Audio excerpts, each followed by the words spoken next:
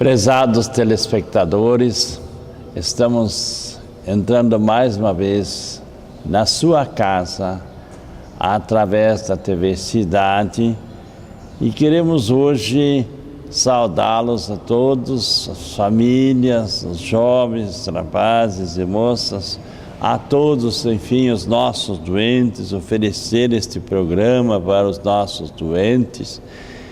E nós vamos ter um tema hoje importantíssimo. Nós falamos nas outras vezes sobre o amor que Deus tem para cada um de nós e nos quer bem, quer a nossa salvação, quer um dia a vida eterna. Hoje o tema será a revelação de Deus.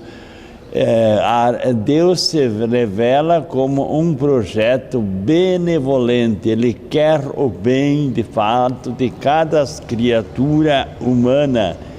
Ele é um mistério, mas ao mesmo tempo ele revela a sua vontade que ele tem a respeito da criatura humana.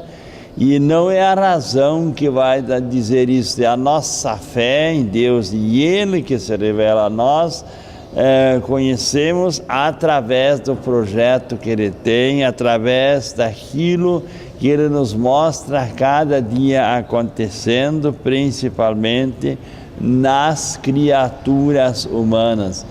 E vejamos bem, desde o princípio Deus está conosco, agindo conosco, desde a criação, e depois quando o homem pela sua fraqueza ele peca, cai no pecado, Deus ele já promete através dos profetas, através de Moisés, que um dia ele vai se revelar totalmente, e isto acontece no Novo Testamento, quando o Verbo de Deus se fez carne, como diz tão bem o Evangelho de São João, e veio habitar entre nós. Então o próprio Jesus veio habitar, Jesus, Filho de Deus, que estava na criação e agora veio aqui morar no meio de nós, se fazer um homem igual a nós em tudo menos no pecado, a assumir a nossa fraqueza, a nossa limitação. E diz São Paulo, numa das suas cartas, na primeira carta a Timóteo, ele diz assim: Deus habita uma luz inacessível, Ele comunica a sua própria vida divina aos homens. Ele não teve começo, não tem fim, como nos diz a Sagrada Escritura, como dizem os catecismos. E tudo isto nós conhecemos de fato Deus das coisas que nós, olhando bem ao nosso redor, nós não vamos conseguir fazer nada daquilo de bonito que existe. A beleza da criatura humana que Ele criou, o amor, a caridade, a felicidade, o diálogo, a compreensão. Então, Ele tem esse projeto, quer realizar esse projeto através da criatura humana, né? A criatura humana é que Ele obedece. Eu ontem fiquei de uma certa maneira muito triste, esses dias atrás, quando alguém disse: eu não acredito em Deus. Isso é muito triste quando uma criatura humana diz: eu sou um ateu, eu não acredito em nada. A gente tem que rezar por essa criatura, porque é uma pobre criatura, né? Não acreditar em Deus, nas maravilhas que Deus fez no dia a dia, olhando para as crianças, olhando para as flores, olhando para tanta coisa bonita da natureza. Nós vemos em todo momento Deus se revelando o que de fato Deus quer de nós, quer a felicidade, né? E a salvação para todos os homens e para cada um de nós.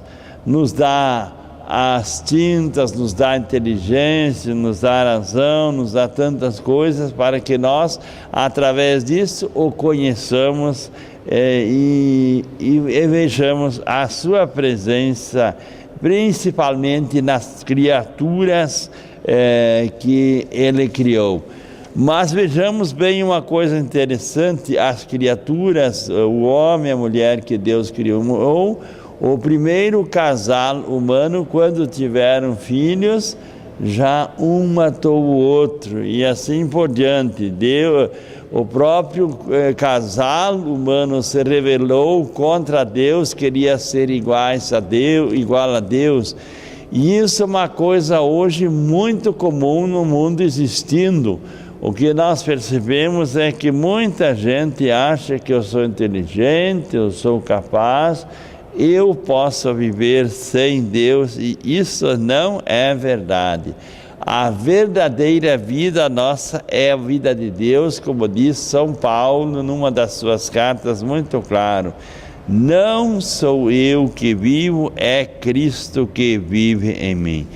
Então nós devemos sempre estar em comunhão com esse nosso Deus, que é justiça, que é a paz, que é a alegria, que é a partilha. A própria Eucaristia, por exemplo, o terceiro dos sacramentos da iniciação cristã, ela nos ensina a partilha, que de fato desse dom que Deus nos deu, esse Deus que se revela, que devemos fazer, partilhar esse Deus. Como Jesus na Eucaristia, ele se partilha. Milhares de missas que se celebram por dia. Na missa, quando nós vamos na missa, nós recebemos o mesmo Jesus na Sagrada Hóstia, e várias pessoas, e é o mesmo Jesus que se partilha a sua vida. Também nós queremos com isto aprender a partilhar a nossa vida com os seres humanos, aqueles que mais precisam, e encaminhá-los sobretudo para aquilo que Jesus veio fazer. E aí ele diz uma coisa muito importante: a perseverança até a vida eterna. Quem permanecer nesse Deus terá a vida eterna. E nós percebemos este Deus, que é um Deus carinhoso, um Deus bondoso, mas o pecado estraga tudo na criatura humana. E o pior, quando a pessoa não reconhece o pecado, como nós falamos no programa passado, que é preciso a reconciliação.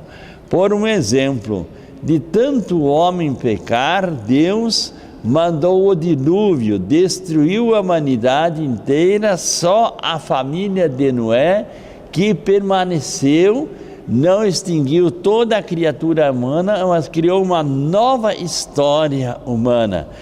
Então, fez a arca lá, um casal humano, um casal de cada animais, choveu 40 dias e 40 noites, destruiu a humanidade para começar uma coisa nova por causa do pecado da humanidade. Não que Deus quer a morte, Ele quer a vida, e começou uma nova aliança com eles. Também Deus fez o seguinte: Ele fez uma promessa para o nosso querido Abraão e a sua esposa Sara, que vejamos que pela fé dele, principalmente de Sara, o que acontece? Uma mulher estéril que era abandonada, que era desprezada, e por fim, então, ela se torna mãe e o Abraão pai de um grande povo. Lhe nasce o filho, mesmo na velhice, e aí fizeram os dois também uma aliança. Eu vou ser obediente, o que Deus disser eu vou fazer. Já ao contrário daquilo que o outro povo fizeram antes do dilúvio, o Abraão, ele até ofereceu o seu próprio filho a Deus, e quando ele foi imolar o seu filho para colocá-lo em cima da lenha, em sacrifício, em holocausto, Deus intervém e diz: não, esse teu filho você não vai matar. E mandou um cordeiro lá e Abraão imolou o cordeiro. E tudo isso tem o seu significado. Deus cria depois a nova aliança com o povo de Israel. Uma das coisas que nós percebemos hoje, as próprias lideranças, fazendo reunião com as lideranças, a gente percebe. Mas, padre, tem tantas outras religiões aqui em nossa cidade, nesse mundo. A gente vai que nem domingo passado, eu estive numa outra cidade celebrando a missa. A mesma coisa, a mesma pergunta, o pessoal se preocupando, por que o pessoal vai nas outras igrejas? E eu acho que um momento em que nós conhecemos verdadeiramente Deus, conhecemos o que Jesus quer nos fazer, nos trazer pela Eucaristia, revelar, nos mostrar a vontade do Pai. A vontade do Pai é esta, que todos se salvem, que todos cheguem ao conhecimento da verdade, que ninguém se perca. Eu acho que nós não vamos precisar mudar de religião para conseguir a salvação de Deus. Caso contrário, Jesus deixou esse grande mistério, a igreja, para nós, para que nós, através dessa igreja viva, que é cada um de nós, batizados em nome do Pai, do Filho e do Espírito Santo, então nós temos que conhecer este Deus vivo, verdadeiro. Somos, às vezes, isso é uma grande preocupação. Não é o número, mas é a qualidade. Como no Antigo Testamento aconteceu que existia os Anauim, ou senão o pequeno resto do povo de Israel, hoje também praticamente está acontecendo. É um mundo dividido entre religiões, né? E tantas coisas. Então Deus, não é a vontade de Deus que isto aconteça. Deus quer se revelar, mostrar que Ele ama de fato a criatura humana. Vamos para um pequeno intervalo e nós em seguida voltamos com o nosso tema.